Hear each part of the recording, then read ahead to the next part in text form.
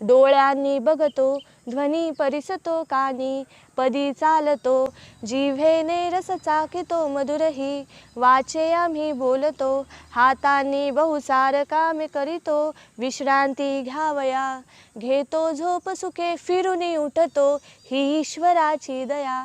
रात्री झोपतो ना आपण आणि सकाळी डोळे उघडतो, सकाळी उठल्यानंतर ह्या पापण्या उघडतात, ही ईश्वराची दया आहे, दया. रात्री झोपलात 9, 10, 11, 12 वाजेपर्यंत डोळेच उघडले नाहीत, सोसायटीच्या खाली सगळे जमा होतील. म्हणजे काय की रोज सकाळी उठल्यानंतर आपल्याला हे स्मरणात येतं की आपण कोण आहोत, कुठे आहोत, आता आपल्याला कामाला जायचं आहे.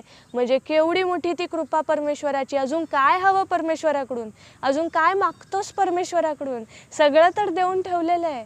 फक्त वापर कसा करायचा हे तू ठरव. या शरीराला परमेश्वर करायचं की सैतान करायचं हे तू ठरव. या शरीराला देव करायचं की दैत्य करायचं हे तू ठरव.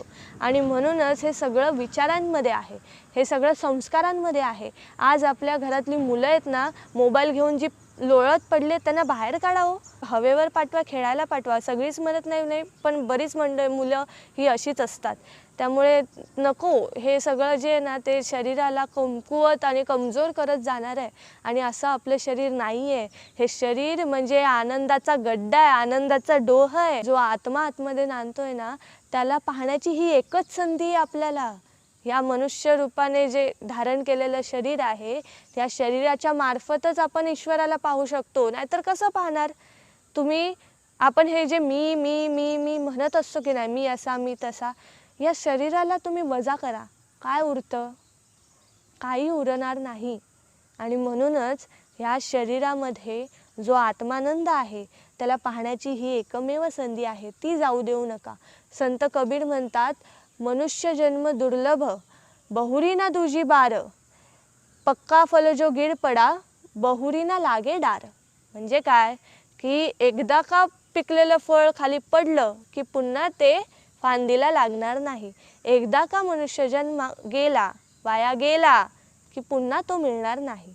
म्हणून देह देवाचे मंदिर, आता आत्मा परमेश्वर, जशी ऊसात हो साखर. म्हणजे काय, ऊस काय आहे, ऊसाचं स्वरूप काय आहे, गोड साखर. तसा देहात ईश्वर तुमच्या प्रत्येक पेशीमध्ये देव नांदतोय. त्याला पाहण्याचा प्रयत्न हा जरी केला ना तरी सुद्धा त्याचा साक्षात्कार घडून येईल.